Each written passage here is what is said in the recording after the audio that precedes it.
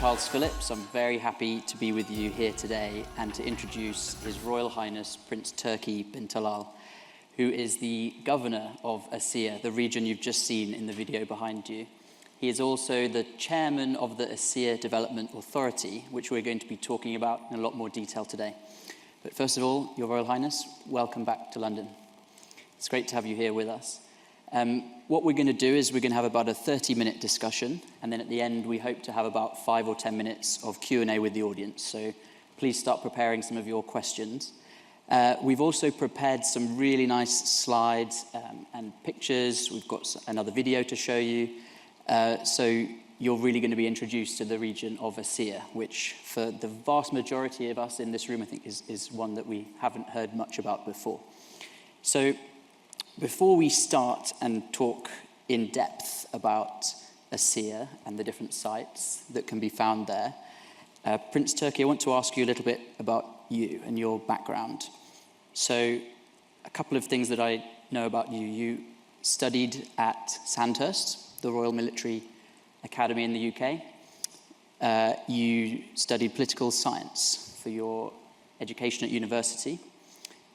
You're very interested in humanitarian work, and you've worked, as I understand, in Gaza, Syria, and different parts of the Middle East. And you're also an Apache helicopter pilot.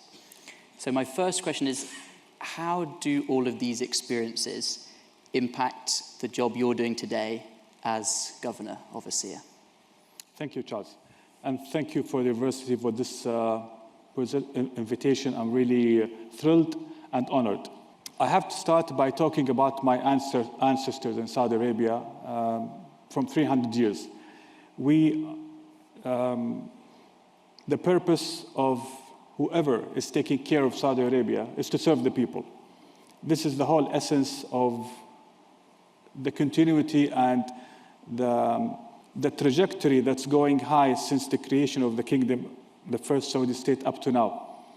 Based from that, everybody that wants to be part of this beautiful story has to have the essence of serving the people inside it. Through that, you have to be well prepared. So while I was in high school, I knew that sometime maybe in my life, I will have a chance to serve my country. So I have to be really ready and mission-oriented. What's more organized than Sandhurst to really get you prepared for mission orientation? And in terms of dealing with the people and different type of groups, political science and international relations will prepare you for that. And through that,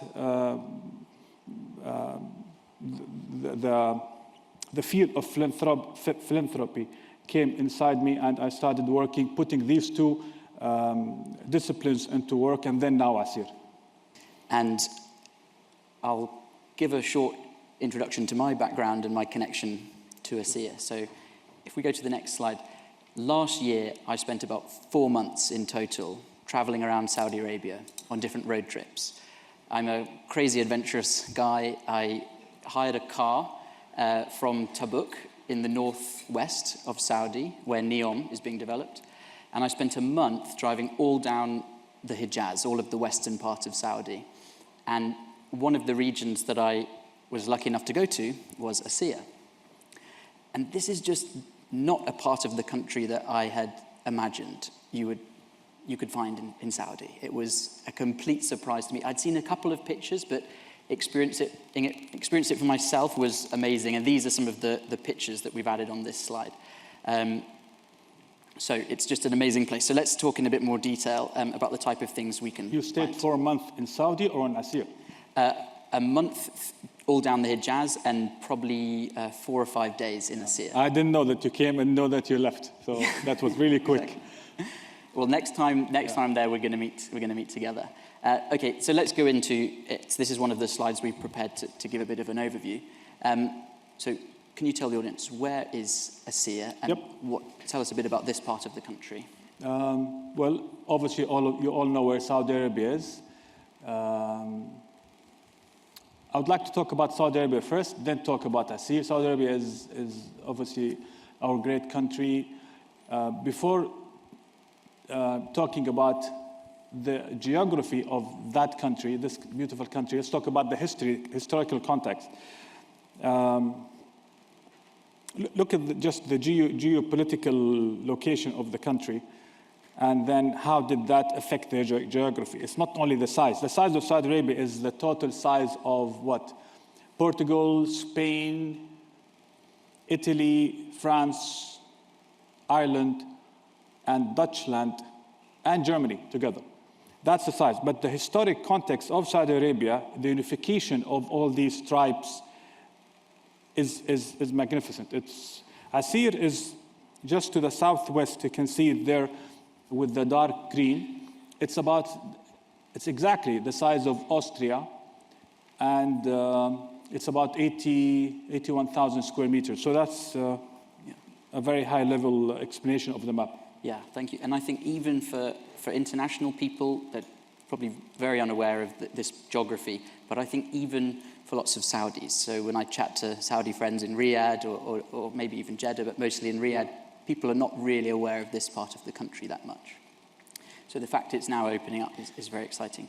So how about some of the unique things that we can find in Aseer? What are some of the unique elements to it? You're surprising me by these slides. Well picked, so let me just recognize what's here. Okay, I spoke about many of the things here. It's it's actually 2.1 million, the population. Everything else is correct. And we have, the only thing that's not there, it's 180 kilometers on the Red Sea. Mm-hmm. So that completes the story. It shows we have 5 topographies. We have the sea and the Tehama Plains, the escarpments, and the plateau, and the desert. 5 and 1. It's the only region in Saudi Arabia that has all together. I think one of the unique things here is the climate as well. So yes, Saudi is known to be really hot, especially in the summer. Yeah. But this region is a bit different. And I think you have the highest point is around 3,000 meters. So that's 100 and something. Yeah, I think that's higher than anything we have in Europe. So that impacts the climate, makes it cooler. In Europe, maybe in the Alps, in the French side, maybe there's Mont Blanc, something. Yeah. But all the others are different, same height. And I think if we go to the next slide, we've been talking about some of the topography. Yes, this is what we wanted. Yeah. This explains what I was just talking. To the extreme left is the Red Sea. Extreme right is the beginning of the Najdi Desert. Between them is about 250 kilometers the width, and also the length is the same size. And this variety is the beauty of Aseer. Yeah. And Suda is the highest point, right? Suda is the highest point in Saudi Arabia. Most of the cities are in the 4th topographical plane, which is Abha. We have all the cities, the main cities, is in that altitude. So let's talk about some of the landscapes and also some of the activities that can be done. So Aseer is, like the rest of Saudi Arabia, opening up to tourism. What type of things can tourists do when they come to Aseer? What they cannot do. What they cannot do is a space shuttle going to we don't have a space launcher. Maybe we will be working on that. Nothing else. Everything. There's a lot people can do. Everything else is there. You know, when I was there, I was shown around by a few tour guides, and one of my guides was, I think, around 60 or 65, but he had the energy of a 20-year-old, and he does paragliding. So he takes people off much steeper peaks and cliffs than this and paraglides. And I thought, again, that's not something I imagined that you would find in Saudi. Yeah. Okay, so what's this? This is one of my favorite locations. We have, same as these villages, 4,000. They're not the same style, because if you're in the, can I go back 2 slides back? Yes, here. Villages on the left take the characteristic of beach, straw, buildings. And the Rijal Alma area, more stony. In the plateau and Abha, stony also. In the desert, more mud. So let's go back to the village we were looking at. Yeah, this is the village in architecture sense is this. This is one of the styles. But the social life in the village, which is really more interesting. The coherence, the human side, how they take care of each other, how they take care of the guests, how when there's an attack coming on Saudi Arabia, how each village has its own people to participate in the main army, how they take care of the landscape around them. So the story is not only looking at architecture, but at the human element behind it. And I think this is built with mud and stone, and there is this interesting slate Yes. sort of that's attached to the outside of the buildings. I think it's for the rain, when it rains, and to protect the mud. Yeah. But this is really unique. Each building has a story and a function. Let's look at the tower up. What the towers? There's two types of towers. There is one inside the village, like the ones we see right now. This is where they keep all the food to preserve when it comes to winter. They have all the stock. But if the tower is on a mountain close by, it's like a radar or an alert tower if there is any attack coming. So each tower has a function. Okay, let's go to the next one. So this is more towards the desert. It's more muddy. The Bisha, the Tarib, the Wadi bin Hashbal, the Amwa, the Tathlith, all these desert villages, this is the style. Okay, so the culture. This region has a very unique culture. One interesting thing in this picture is ladies, when they wear the yellow scarf, flower means, crown. Yeah, the one on the right. It means they're not married yet. If they wear the blue, it means they're married. So they used to get when they go to the farms and they go with their family for agriculture. People know that this shows you something on the customs that was in the Arabian Peninsula, how and is and will continue to be respect for women, total respect. And this is a way of how they get to know each other. It's a social way in a very protected environment that protects our heritage of how people socialize. Yeah. And the picture of the man with the red beard, it looks like it's dyed. I think that's a red dye that's added. Maybe it's the sort of the henna that's often used on the hands. But color. Oh, you know about henna also? Just a little bit on the. Yeah. You don't need me here. Just continue. The color is one thing that I find really interesting, and because we're talking about Aseer, I made sure I wore the most colorful socks that I could find today to link to some of these colors. So, okay, let's move on. So let's zoom out, and now we've given the audience an overview of Aseer and some of the things we can find there. Let's try and think, how did we actually get here and what's happening at the national level in Saudi? So if you said to probably many of us here just a few years ago the words Saudi Arabia and tourism, most of us would have had a blank facial expression. We just wouldn't have put two and two together. But now we're starting to see tourism in Saudi. Yes. And ambitious targets. So what's happening in Saudi? And tell us a bit about Vision 2030 as well. The government now has a North Star. Everybody is mobilized behind the leadership towards this North Star. There was no North Star before. Before 2016, there was no North Star. Second thing is that we would like to diversify our economy, not only basing it on one commodity. And to do that, the government has to look at the competitive advantages that it has beside oil. And that's, in a nutshell, what 2030 is. Yep. So, giga projects and mega projects. lots happening throughout the country. Based on that, the competitive advantages are all over the country. They could be, the first competitive advantage is the Saudi individual, how to invest in him, and half of the people, actually this whole activities that is done by our fellow citizens here. So I really would like to give them يعني تحييهم كلهم. Really. And the professionalism that we find in what convinced me to come here is the way they presented this forum. The way you present something is an art. And this shows you what's going back in Saudi Arabia. This is only a result of it. So in regions, there's competitive advantages. In Aseer, the leadership recognized that there. Maybe we'll talk about in a second about Aseer. So this is how the connection between the region and the vision.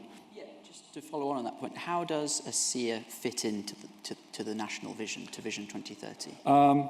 We have 13 provinces in Saudi Arabia. There's two types of style of governments in the world. There is a simple government, a simple type, which is the unified government, like France, Saudi Arabia, where you have a centralized government, deals with everything, and the regions, they don't have that a lot of power. They take all the directions and the directives from the central government, from the capital. The second type is a more complex style, which is either a confederal like Switzerland or a federal like UAE, Germany, Brazil, USA, where the central government gives the regions more authority so they can make, because Saudi Arabia is the first type, all decisions are made in Riyadh. But because the leadership realized this is not, will not get the benefits of the regions. So they created something called the Regions Development Authorities and gave them a lot of mandates, like the one we're in Aseer, and gave them the ability to make decisions there, and instructed each of the 13 provinces, regions in Saudi Arabia to create a strategy, a plan. And first to discover what's the competitive advantages they have, and then build a whole economy accordingly. That moves us nicely on to our next point of discussion, which is about your strategy and how you're planning to turn Aseer into a tourism destination. So if we move on to our next one. So this is one that your team's provided. And I think, first of all, if you could tell us, in the top corner is the logo of the Aseer Development Authority. If you can just tell us a little bit about what that is. The logo is based on the 5 terrains I have just mentioned: the sea, and then the mountains, sea, the escarpments, the mountains, and the desert. They're all there. And you would like to talk about the strategy? Yeah. This is simply our direction. We are the first region in Saudi Arabia to complete the strategy. And we are the flagship of all regions in Saudi Arabia. This is approved by the Council of Ministers and approved by His Majesty the King. So this is our North Star that we are following. If you want me to go through it, just to take you through it? Yeah, let's try and pick out some of the some of the most interesting parts from this. So we're going to talk about the PIF projects in a minute, and I think we've got a video about that. Let's pick, so investment under prosperity.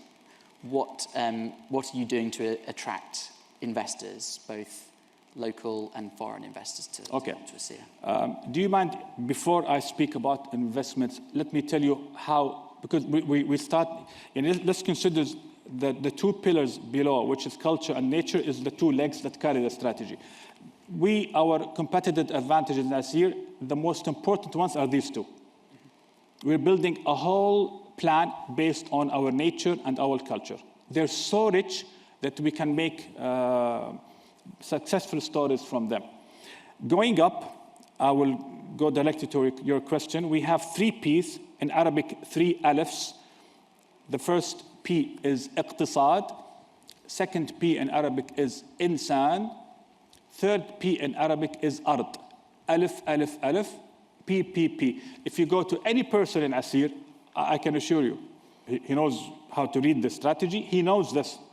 And he knows that he is part of a bigger plan. Some of them have them they have it in their pocket. Wow. He says everything they do is related to the strategy. And this is the idea. Because if you only have a document, you're going to put it in the drawer and lock it, it's nothing.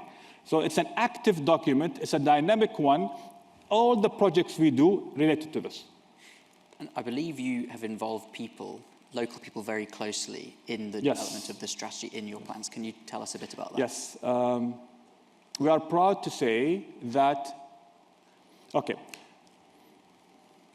three criteria was followed in order to reach this. First is local engagement. We have conducted 4,500 workshops in all villages and everywhere, either a town hall meeting or a seminar under a tree, over a mountain, everywhere. So we know exactly what's in the minds of the people. It's a bottom-up approach. It's not just a consultant that came and parachuted on us. No, it's a bottom-up approach. That's number one. Number two, we coordinated with all governmental agencies, 70 governmental agencies, all ministries, especially tourism ministry. This is our main partner. And the tourism strategy in Saudi Arabia is totally aligned with the Aseer strategy because it's the first region in Saudi Arabia. So they're taking it as a model to duplicate it everywhere else. And we definitely duplicated with an office in the Royal Court called the Strategic Management Office, which handles two kinds of strategies in Saudi. Saudi Arabia has two kinds of strategies. Secretarial strategies, which is the ministries, health, education, blah, blah, blah, and the regions. Third criteria is benchmarking internationally. We have identified more than 30 regions worldwide, which has similar characteristics of Aseer, and shortlisted them to 8 and focused on the 8, and then so these three made us know what's happening in the minds of people, what's happening in the minds of the government, and what's happening in the minds of international arena, and combine them all together. Yeah. So you're not operating in isolation. No. And we've seen projects in previous eras in Saudi which have operated in isolation. So that's very refreshing to hear that all of this coordination is happening. Sticking on the P, I have heard that, well, first of all, it's very clear that you're a very people-orientated person. You were sitting at the back before, and you were taking everything in, chatting to different people, talking to the students here today. And I've heard that in Aseer, you sometimes take local people with you to your meetings in Riyadh. Can you tell us a bit about that? How did you know about that? When we go to the villages and the town hall meetings and engage with people, with everybody, let's say we're meeting 20 people, let's say. We find 1 or 2 or 3, they're so enthusiastic, they're so helping others. They're distinguished. So my office is a field office. I have a car, which is my office. We go to a place, it becomes an office. So there's a guy that knows that these are distinguished. So we pick them, we offer them, do you want to come? They come with me. And we meet at the plane, and they stay with me in Riyadh. I go to Riyadh every 2 or 3 weeks, a full weekend. I have an excellent supportive family with me, and they're part of whatever anything good I do. And when we go to Riyadh, I stay for 4 days. This group of people, they could be an imam of a masjid, there could be football players, there could be teachers, there could be professors, and they sit with us for 4 days, and they meet with me, the ministries. Sometimes when I go to the Royal Court, they're with me, and so they know exactly what's happening in the central government, and they come, and we teach them how to relay this message to the villages. Wow. The number of, now, I think the number is 1,200 since 4 years, January 2019, since we started this and guide us, a reflection of the leadership guidance to us, 1,000 and something. Wow. Let's talk a little bit about the PIF project. And then I think we've got a video that we'll show. So let's show that one first, and then we can go into more depth.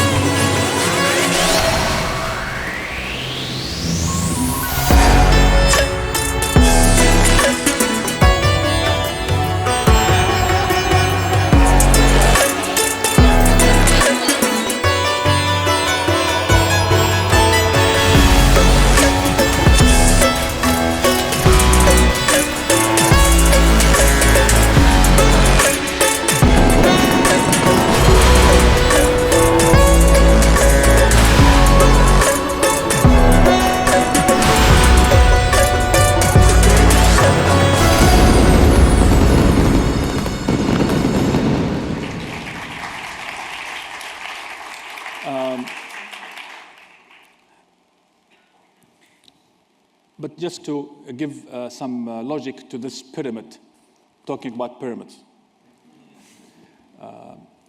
We recognized our assets. We had to have a regional plan. You know, the whole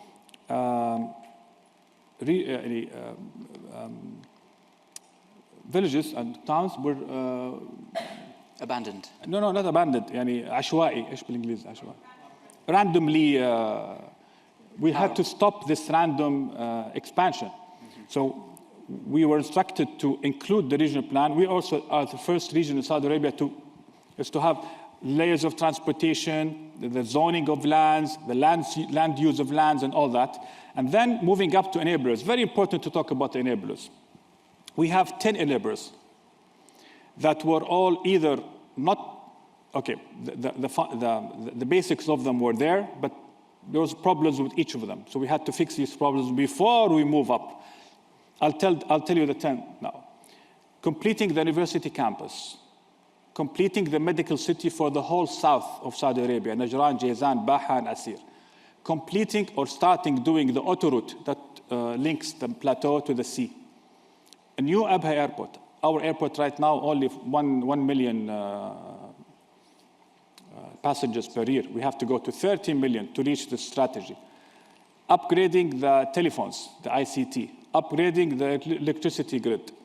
Desalination. We have problems in getting fresh water, maybe 200,000 cubic.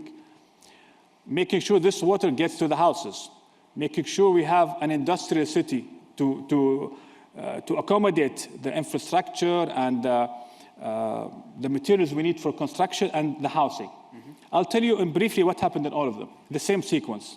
University now complete, 100%. We have 80,000 students in the new one. We finished it in 1 year. It took 22 years to complete. It's done. With the guidance and the support of the leadership support, yeah, Charles, is decisions that make like that.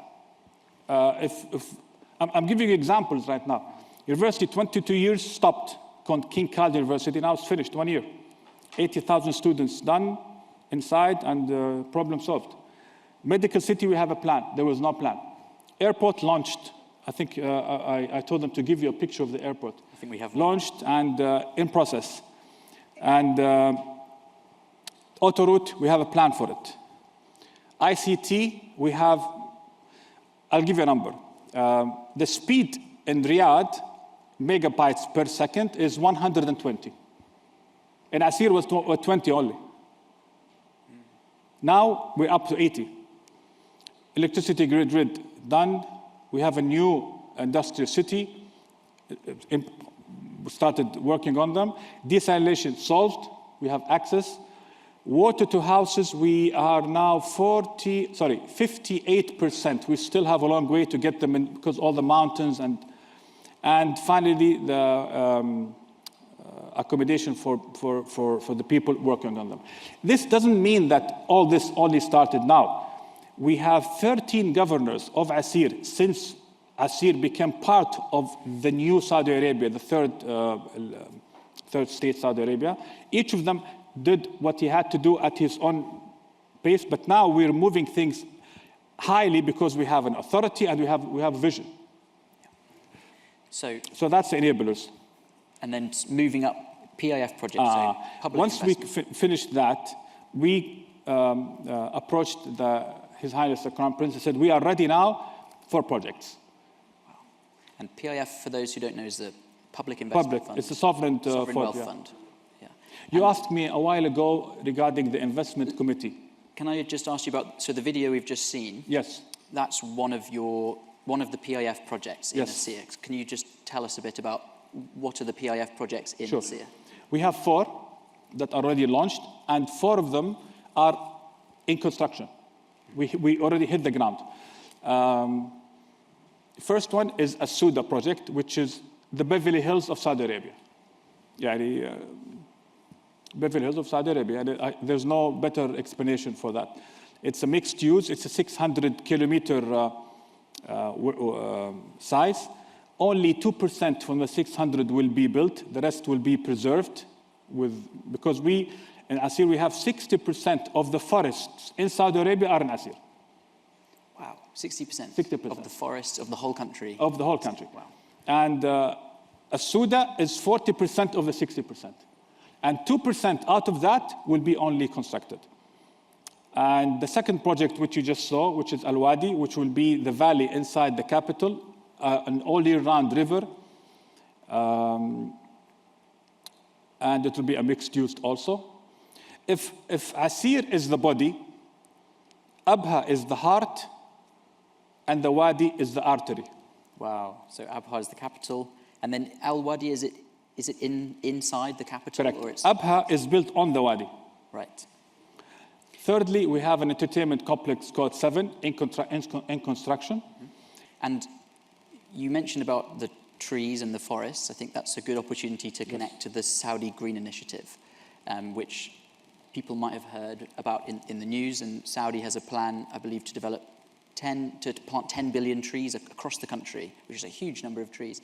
So Aseer, I imagine, is going to play an important role in that as a very green part of the country. Correct. You want me to go to the investment committee? Yes. Yeah. It's very important. Okay, we have now many investors coming. But if we don't organize their point of entry, we are going to have chaos. Because you're going to have, let's say this is a mountain. You have a Four Seasons here and Hilton here. Nobody knows about each other. Yalla, we're stuck. So we said, hey guys, stop. We took the permission of the leadership. This shows you leadership participation. His Highness and the Royal Court has to order ministers to. So now we are together in one table, Minister of Tourism, Minister of Investment, Minister of Rural Affairs, the PIF, Endowment of University, the Minister of Agriculture, because they have all the المنتجعات الزراعية. Agriculture. Yeah, resorts, yes. The mountain resorts, they're part of it altogether. So any investor now knocks this door to make sure there is a synergy, to make sure we're aligned with the strategy of Aseer, and also aligned with the secretarial strategies of each respective. So, and a report comes that this committee approves the project. And we take care of the investor. We make sure he gets all the facilities. He's happy. We make sure we follow the timeline. We have now ongoing, when I say ongoing, I mean confirmed, 50 projects from hotels. We don't want to be a big city. We don't want to be another Riyadh or another Jeddah. We want to be a boutique destination, preserving our nature, يعني an upgraded Davos. That's our aim. That covers middle class, little bit of high of يعني اللي يدفعون أكثر. High income. That's our segment. يعني. Yeah. There's a lot of things I can talk about in the P. I'll ask you one question about the people, and I'm really interested to know what the local impact is. And I'd just like to say that from my travels that I've done throughout Saudi, I think the people of Saudi are really the pleasant surprise for a tourist going throughout the country. And probably for most of us internationally, we don't know that much about Saudi culture. We don't know that much about Saudi people. So what is some of the impact of this strategy to develop Aseer into a tourism region? What impact is it having on Very good question. Listen, if you respect the hearts and minds of people, they're with you all the way. All the way. So how do you do that? You can't say somebody, please respect me. You cannot do that. He'll say, you're crazy. He will respect you if you do three things. First, if you tell him, I'm going to say it in Arabic and help me to translate. Bika, ma'aka, ilayka. Yalla, help me. Bika, إيش يعني bika? From you, ma'aka, with you, ilayka, to you. Bika, tell me what you think. This is 30% of respect is there. Ma'aka, let him be part of the decision-making process. Ilayka, show him that this product is back to you. I show him the results.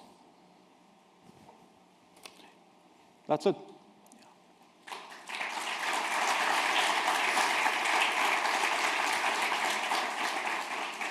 I think this links quite nicely to having spent some time with your team over the last few days to prepare for this discussion. One of the things I've learnt is public service is really important to you, and that's basically the essence of what you've just said, serving the people from Aseer. Yeah, in Arabic we say, سيد القوم خادمهم, serve to lead. And what the whole idea of I'm being very genuine with you, with the essence of governance in Saudi Arabia is serving the people. Since the first Saudi state and up to now. So if this is implemented in actions, the people will not only receive the tourists correctly, they'll do anything you want because you respected their minds and hearts. But on the P, can I go back on the prosperity? On the people, sorry, on the people. I would like to talk about social development programs. I'll give you an example how, one example will take exactly 2 minutes to explain one of the social development programs, how mobilizing people, you know, the things that the people write on the bridges and on walls? Yeah, graffiti. The graffiti is the ugly side, correct? But if you do it correctly, it's art. I don't think you still call it graffiti. You call it mural, probably street art. But the bad side is graffiti. So it's everywhere. Graffiti here, under the bridge, over, I don't know what. We said, that was 2 years ago. Part of testing of touching the pulse of the people, how we can mobilize them in a big area like this and making, I'll tell you what happened. How can we get of graffiti in 36 hours with using 0 contractors? So we said, it's all about hierarchy. The committee that is in charge, 2 or 3 people. Then we're going to use students, 10,000 students. How are we going to reach the 10,000? We have to activate different layers of government together. This shows you how we have an authority now in the Aseer authority to do that. Before we couldn't tell the Ministry of Education, do this. He has to go back to Riyadh, and the Riyadh comes back to us. So we said, okay, the committee, and then we need students. So we have all of the 7 educational departments in Aseer. We have 7. Each of them is responsible of maybe 10 or 20 villages or cities. Under them, the municipality, which has the grid of the neighborhoods. And then under them, the 10,000 students. So the 10,000 students are responsible by the municipality affairs because they have the grid of separation, responsible by the education departments because they have their own separation. So in each neighborhood, 150 volunteers. We taught them how to use the polish, how to work together. And we did the hierarchy for them, who's in charge of them. And the houses of the people participated for their, they want to pray, they want to wash, they want to eat. And inside them, there is the guy who's always, that guy who's, he has songs and he has music. So we activated him also to cheer the people up. You know what happened? They start 3 days. Started at 7 a.m., finished at 10 p.m. That's what? How many hours? 7 to 10? That's 16. ولا لا؟ من 7 ل 7 12 و3 كم 15. 15 hours. The second day 15 hours. That's 30. The third day 36. In 36 hours, 0 gravity in Aseer. Completely. Wow. So the people there are so, now we just finished a social development program in Ramadan. It's called Ajaweed. I would like you all to check it out later. Ajaweed. It came from one of the Prophet's companions called the Prophet وَكَانَ أَجْوَدُ مَا يَكُونُ فِي رَمَضَانِ يصف الرسول. فإحنا خذنا كلمة أجاويد أجودوا and we transferred it to a big initiative. Participated in it 120,000 volunteers in Ramadan. In 3 aspects, in the mind, in the soul, in the body. 7,000 initiatives. Check it out. And it just shows you how the people are so dynamic in that area. Yeah, brilliant. Let's move on because I want to make sure we have a bit of some audience questions. So we're going to talk about progress that's been made in addition to what you've talked about already. If we go to our next slide, I think, so these are some things that your team has provided. Can you just give us a little bit of an overview, or let's pick out something? I mean, the investment figures that we see here, that's a big shift from 2019. And I think the authority, the Aseer Development Authority, was created when? At that time. 2018, 19? No, 19. 19. Same period. Yeah. Yep. What do you want me to? Big jump in investment. What explains that? Yep. In the socio-economic development, in January 2019, it was less than 500 million. Now we're exceeding 35 billion riyal. The answer, go back to the pyramid, the steps, because we're working closely with the central government. When I say closely, let me tell you something about how the teams work. When I go to Riyadh with my team, I take the whole team. I don't have an office in Riyadh. So I work in my house or use ministerial offices. The ministers are like my brothers, really. More than brothers. I don't see my brother, I see the ministers more and their team. And sometimes I don't meet the minister. He leaves his offices and I meet his الوكلاء so, what was your question? Investment, the jump in investment. You've had this big jump in investment. So less than 500 million riyals, 35 billion riyals now. I mean, that's amazing. I do want to ask you, though, about, at the top here, the architectural code. So you have developed, the authority has developed an architectural code. Correct. For Which is the Aseer. second point up. Yep. What does that mean? What's the architectural code? I'll tell you. The Crown Prince is very, very sensitive on environment and on architecture code. He says, if you come to London, yesterday when I came to London, we were landing, you look out the window, you see the Thames, the river, yeah, the Thames. Thames. Mm-hmm. You see London Bridge, you see you know, this is London. When you go with the car, look at the bricks there, you know it's London. In Riyadh, you don't know it's Riyadh, it's Riyadh. Riyadh is like Jeddah. In Cairo, old Cairo, masalan, you can know. But if you go to Masr Jadida, you go to other places, it's all similar. He says, this is not right. If you go to Paris, you know it's Paris. So he said, we have to have a code in the country. Mm-hmm. So we have now 19 codes in Saudi Arabia. Trans-region. It doesn't have to be region code. It could be Riyadh, Qasim, Hail, 1. It could be Jeddah, Medina, 1. 5 of the 19 is an Aseer. Wow. 5 of the 19 architectural codes. Correct. It means any building we build, any new project has to follow that code. Mm-hmm. Okay. I want to ask you quickly, we haven't talked about this yet, some of the key targets that you have for tourism in Aseer. Yep. And also the timeline of when we're looking at. So how many tourists are you targeting to have visit? In the strategy is exceeding 10 million by 2030, having in account what happened during the crisis of Corona, having that considered. Now in Aseer, we are already reaching 5 to 6 million. So if you look here, all these numbers, we still have 1, 2, 3, 4, 5 years to reach 2030. In the investment, I'll give you an example. In the investment, now we're 35 billion, correct? Mm-hmm. 35 billion, they're not, some of them is PIF, but we have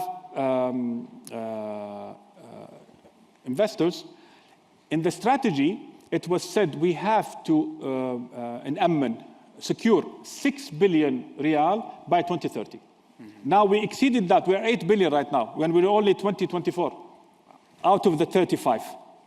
So, and I have to say again, this, I have to, because your audience, when I saw your preparation for this forum, is six type of audience here. We have our respective honorable ministers and governmental figures, but we have students, academics, entrepreneurs, you know, the 6 segments that you have. I have to say what I'm going to say right now. Is if it wasn't for the speed, the efficiency, and the adaptability of the leadership, we couldn't do anything. Speed decisions like that. And if the leader is not available for a certain, he designates somebody, and we move on. And second is efficiency.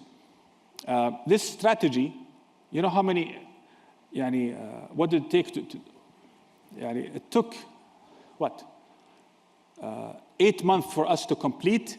Add to it another 8 months from committee to committee to verifying, to go back, to verifying and go back, to verifying, go back until it's complete. Adaptability, to new technologies, new systems, all that. Yeah. Let's go to our next slide, and then I'm going to ask you, we'll keep it on this one. I'm going to ask you about a couple of challenges that Aseer might face and the future, what the future looks like. So first question here is about the perceptions of Saudi Arabia. So many of us internationally will have a certain perception about Saudi Arabia, but Saudi's changing very, very quickly. A new side of the country is emerging. So how do we bridge the gap? How do you bridge the gap between perception versus the reality of the new Saudi Arabia? There's something, I will answer that definitely, but I would like to go back. Sure. Not now, after I finish the answer of this question, regarding investment. Yeah.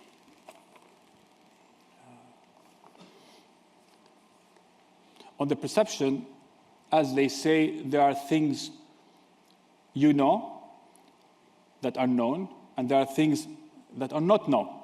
And between the known and the unknown lies the doors of perception. My answer to you is, the brand of tourism of Saudi Arabia is Ruh al-Saudiya. Ruh in Arabic means the spirit, and Ruh means go. So my answer to you, to open the doors between the known and the unknown, is just Ruh al-Saudiya. If you Ruh al-Saudiya, your perception will change, simply. So people need to go and see for themselves.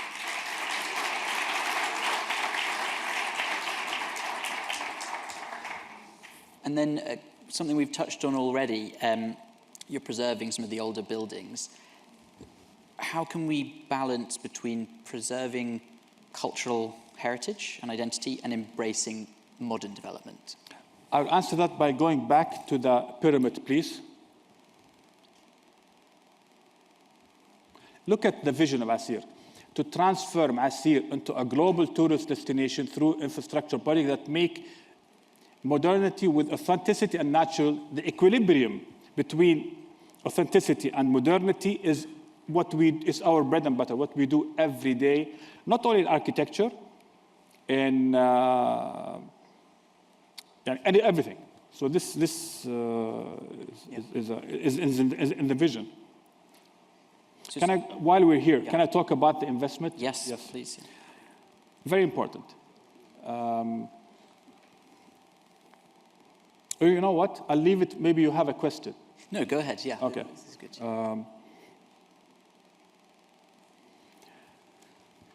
On the airport, the new airport of Aseer, the international airport, and the autoroute, one of the things to check, are you on track or not, is by the expression of interest. There's something, when you do an RFP, you express the interest of the market, because we're going to do these projects with a PPP arrangement. These companies, they will not يجاملوك, يعني compliment you for just only complimentation. They have to base. I know they're not obliged to do whatever they express their feelings or their interest. I have a document right here on the airport, and I would like to announce it for the first time officially. Let's look at the slide. I think we have a you have it image. Here? Can we go to the last slide, and we should have a graphic. Yeah, that's the airport. Right, yeah. When we ask the companies, please express your interest on building this airport, we have 100 international companies, 22 countries. 35% are contractors, 36 are lead members, 14 are operators and other. On the autoroute, maybe this is only a coincidence. We have to check it with other major. This will cost what, 5 to 6 billion riyal. The autoroute will be 10. The capex is about 10, 12 billion riyal.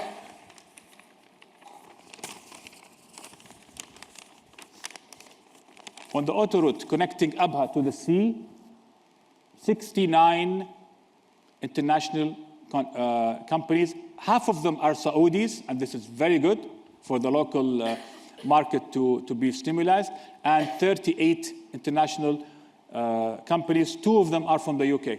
So this shows you that it's not a capital, it's not Riyadh, it's not Jeddah, it's in the southwest, and to show interest there, that's a good indication. Yeah, yeah. So the message is you're getting a lot of interest, yes, both local and international. Okay, last 2 questions. What do you think tourism in Aseer will look like in 10 years from now?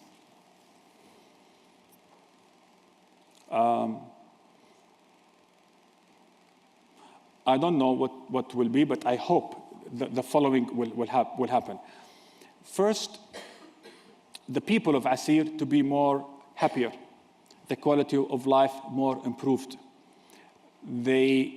And whoever went out of the region, because we are the first region in Saudi Arabia that people left for the past years.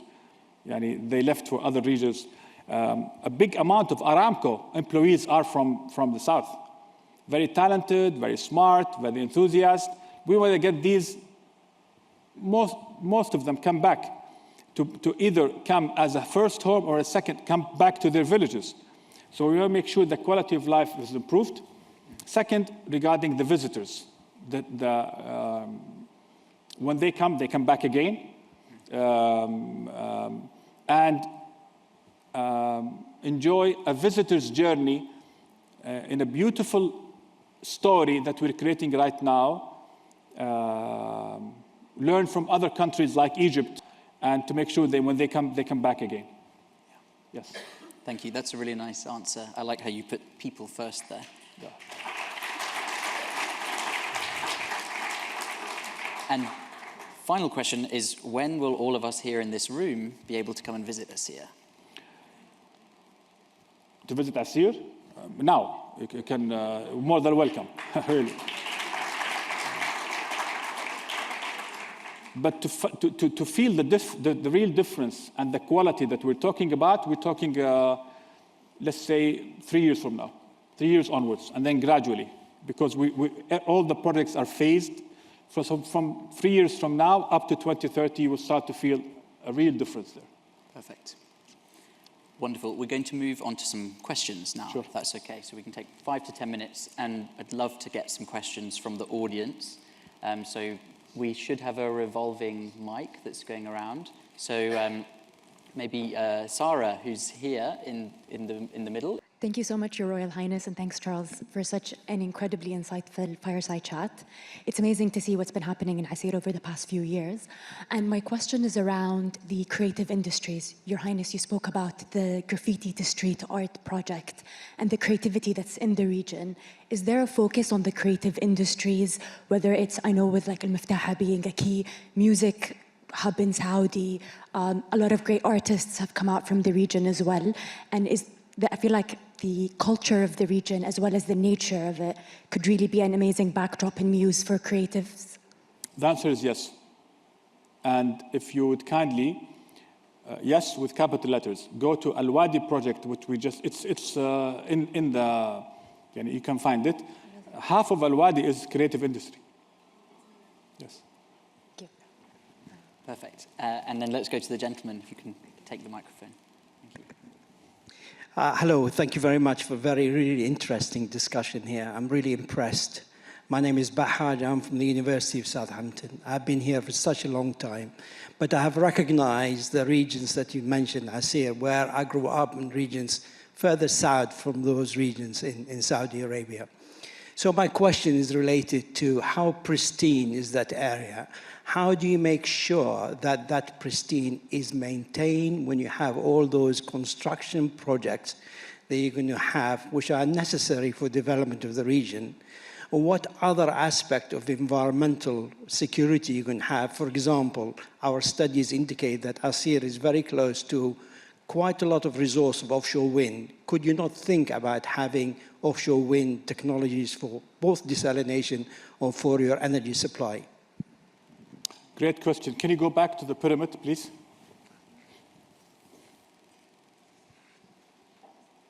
Can you kindly look, Ustad Hassan, at the planet, the Imam Faisal bin Turki Royal Reserve?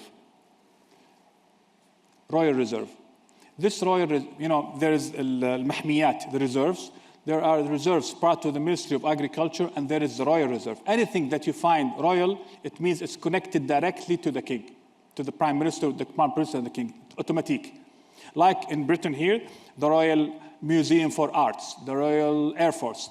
Although here it's a constitutional monarchy here in Britain, but when you have royal in Saudi Arabia, it means it's directly to the king and supervised. He gives it all the importance.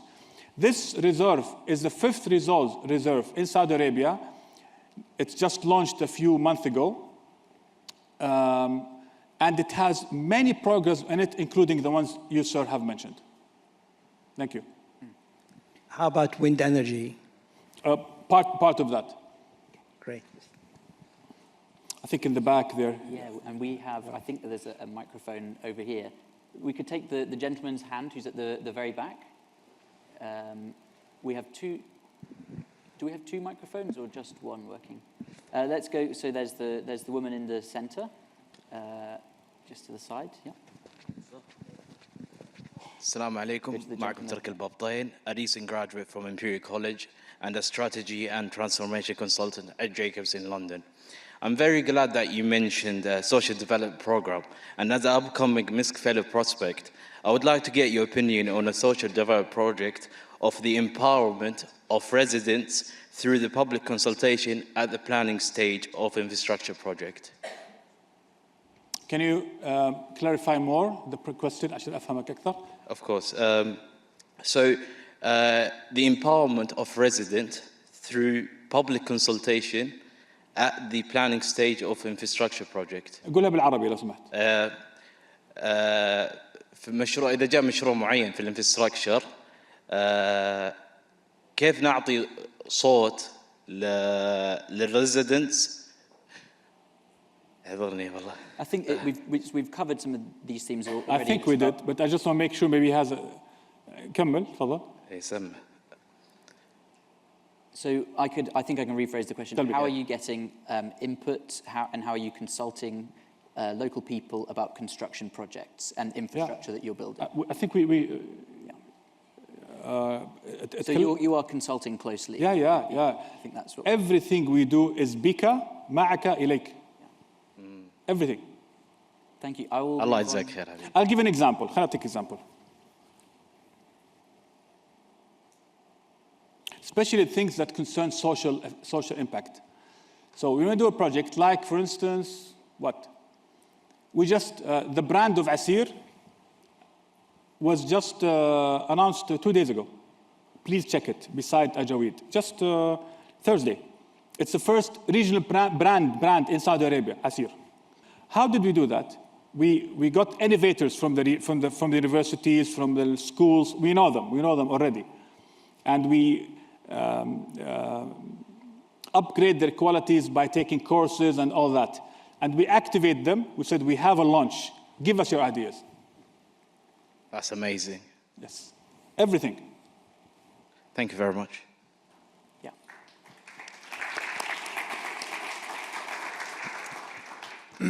Yep. So next question, the woman with the microphone.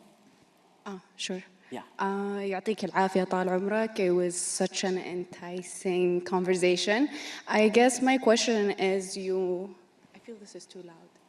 It's good. Please keep it close to your mouth. Without the mic? Yeah. So I think please put it close to your mouth so that we can hear you. Yeah. Okay. So I think my question is, you said that we expect the projects to be funded by 10 billion in capex. So how does Aseer plan to do that, and how much of that capital will be funded through FDIs? No, the 10 million is one project only, which is which project are you talking about? Because I'm talking in general about the strategy for Aseer and the whole project. If you're talking 10 billion, that's only one project, which is the autoroute. But there's tens of them. So I think the question is, how important is foreign direct investment? Is that your question, the FDI? Yeah, we're activating that right now. I just gave you a number of companies that are, they expressed their interest in participating in one of the major projects, with the airport and the autoroute. If this happens, this is a definite FDI directly to the region. Let's take a couple more questions. If there's anyone else at the back as well, and then we can go to the gentleman at the front. This group is more active than this group. Yeah. So we need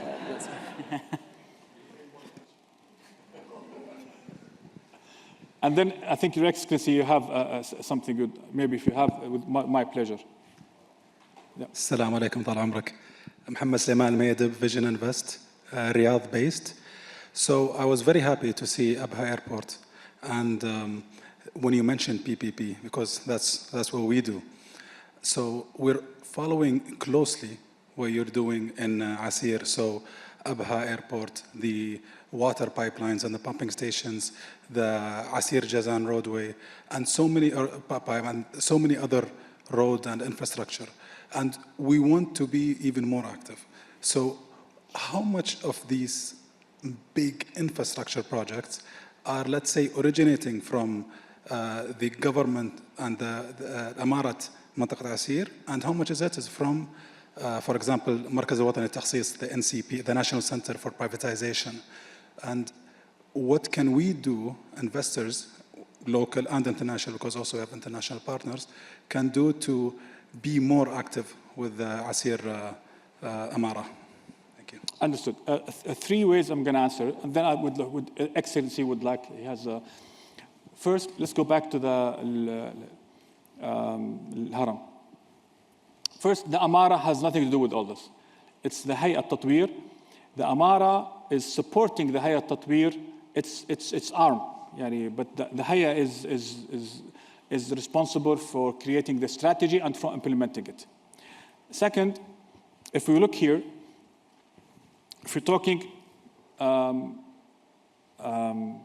al-Watani al-Takhsis, the privatization center, from the 10 projects I mentioned in the enablers, لو تشوف enablers المحطوطة هنا, airport is مركز وطني للتخصيص, مدينة طبية مركز وطني للتخصيص, new airport مركز وطني للتخصيص, the auto route مركز وطني للتخصيص, and في اليونيفرسيتي مبنى المعلمين.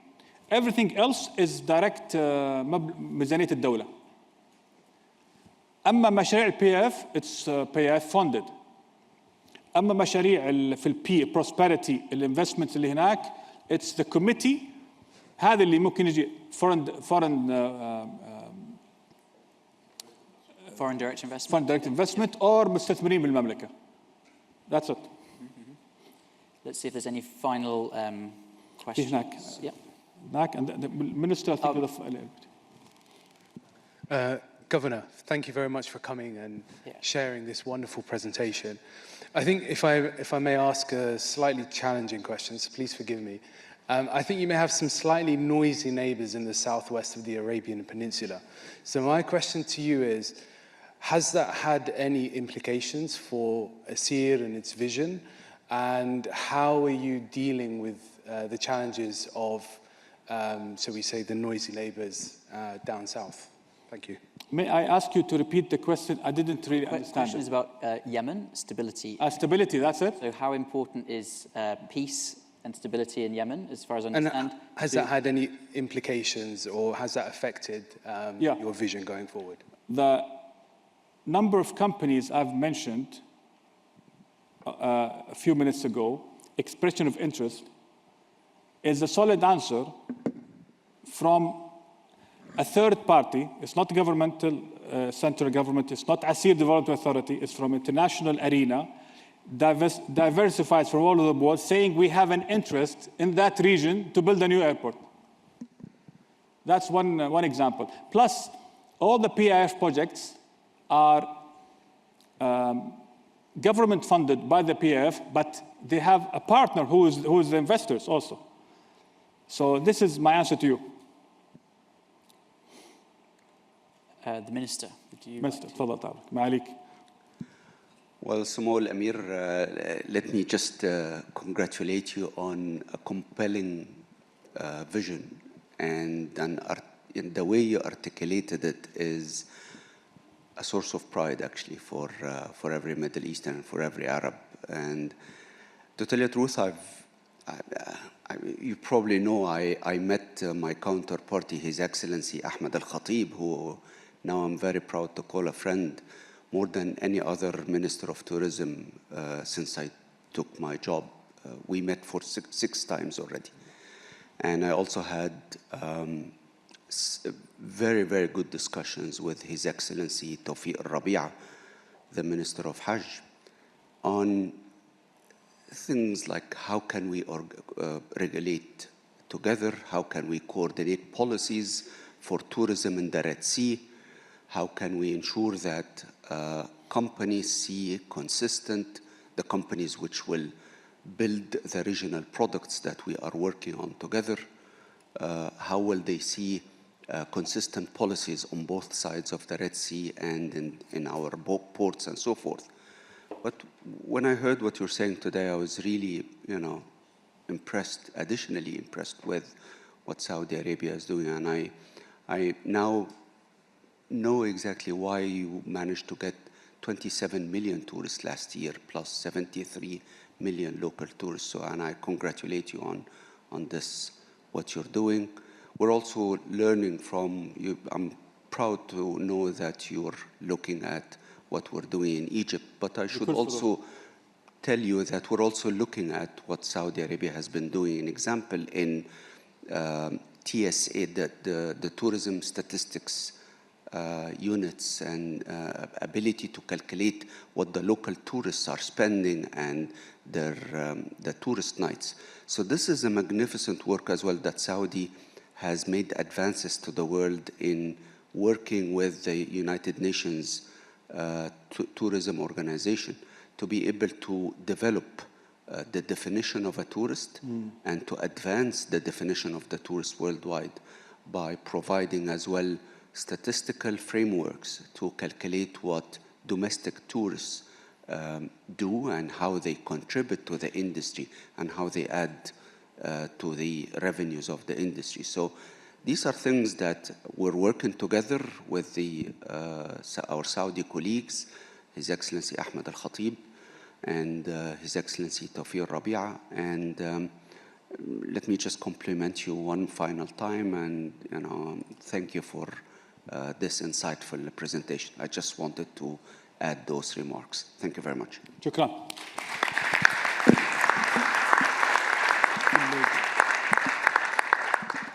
ممكن الأخت اللي لابسة أزرق. Where are our microphones? So we have one over here. So I'm ready here. Yeah. Yeah, okay, I'll start. After 3 years, which city in the region is Aseer competing with? Are you competing with Beirut, Salalah, or any other city, if you can name, just to understand the position of Aseer in the tourism industry? The second question is optional, but I'm just curious. Why did you choose to sit in the back when you first came here to the conference? It's uncommon, and I'd like to know. Thanks. I forgot the first one. Who's Aseer competing with, or you could start with the second? Competing, I don't think we're competing with anybody. I think we are complementing. That's my word. That's my answer, really. Can you name cities? No, I told you in the beginning, we benchmarked 30-something areas that are similar to us, and then case studied 8, and then zoomed in. I don't call that competition. It's complementation to benchmark. Competition comes when we start really activating our work and seeing and comparing numbers. We didn't reach that yet. We just approved our strategy September 2022. And when we started in 2019, this was during the build of the strategy. So we're still in the early ages. To be very honest, regarding why did I sit in the back, well, that's where I usually sit in all of my meetings, and even in Aseer. We have 19 governors in Aseer. تحت الأمارة في 19 محافظة. And the whole idea of being a servant of the people is to serve them. So all of the governors, all of the officials in Aseer, I told them we sit in the back, we don't sit in the front. And also chairs, there's no different chairs. It's all one uniform. And by that, this is one small thing that, but here in this specific venue, it's a different thing because at first I wanted to sit with Charles to say hi to him in the back and to put my microphone on. So that's the reason for this particular venue, but in Aseer for totally different reasons. Yeah. I think there's a guy there. The lady. So there's a lady in the middle? Yeah. In the middle row? I promised her, and then the guy in the back.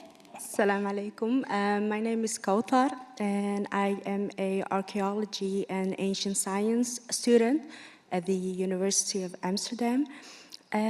So as I read last February, there were archaeological findings in the Aseer region, and I was wondering how it will be implemented in the tourism and how the Aseer region can benefit from it culturally and economically.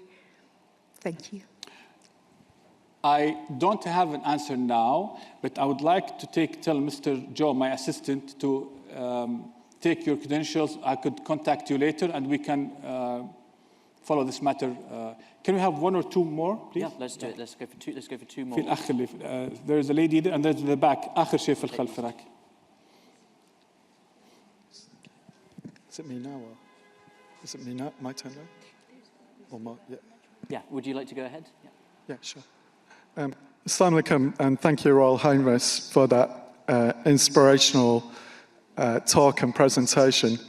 So 20 years ago, I was global head of Morgan Stanley's infrastructure finance, or clean infrastructure, and I worked with the governments of China and Brazil to develop their wind and solar energy and dovetail their tourism and city development, and also help them create jobs locally, local manufacturing. Is that something you're looking at in the region? Because that would be huge opportunities whilst also matching or aligning with your tourism strategy. Thank you. I don't have an answer also for that question, but I would happy to let my assistant, I can follow it with you later if you like. Yeah, thank you. Ma'am, تفضلي.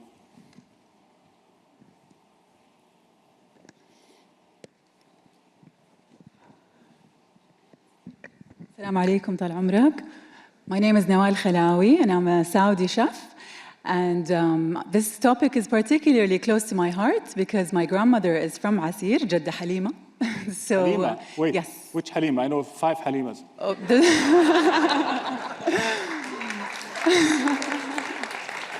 Tell me, really, which Halima? Tell me the village. I'm not sure because she married my grandfather and moved to Riyadh before I was born. She's still there? She's in Riyadh now. So I'm not sure exactly, but okay. I know that she loves Aseer, and she used to make us all the dishes from Aseer when we were kids. And so this is actually one of the reasons why I loved food, given my diverse background. My mother is German-Croatian, so I would have the European food on my maternal side, and then the Aseer and the Najdi and the Hijazi food from my father.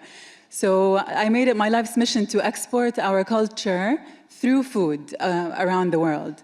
And so my question to you, Tal Umrak, is about food in Aseer. Is there any scheme in place to support local chefs, or is it more about importing restaurants from outside, or is there anything in place for that currently? I'm so happy to first, the whole Halima thing is beautiful. وما شاء الله عليك الحضارات Croatian, German and Assyri Yes. So first I would like to extend my invitation to you, Joe, to visit Aseer. Where do you live, حضرتك? We're here in London now. Okay. Yeah. We'll establish contact first, and then you will visit us, and then we can talk. I can link you to my team. I have a very beautiful team on this specific topic, and we can exchange a lot of ideas. I will take you a tour in the area, and we'll visit your grandmother's village also. I think there is a real buzz in the room today and this afternoon because you've come here and you've come to London. So, Your Royal Highness, Prince Turki, thank you so much for being here with us, and we really, really enjoyed the discussion.